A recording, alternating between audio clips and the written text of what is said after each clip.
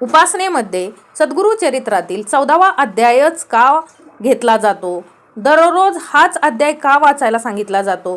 तर ह्याचे उत्तर असे की सद्गुरु चरित्रातील 14व्या अध्यायामध्ये सायन देवाने सद्गुरूंकडे जे जे निवेदन केले ते निवेदनाची पूर्ती सद्गुरूंनी तत्काळ केली आणि सायन देवाला यवनाच्या तावडीतून सहजरित्या सोडवून आणले. आणि तो जोपर्यंत सायनदेव घरी येत नाही तोपर्यंत सद्गुरू तिथे राहिले उभा राहिले अखंड.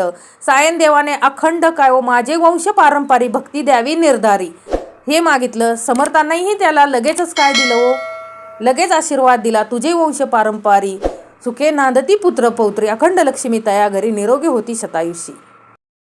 आपणही सायनदेवाप्रमाणे अखंड सद्गुरूंकडे उत्तमाचं निवेदन मांडावं म्हणून हा 14वा अध्याय रोज उपासनेत दिला जातो.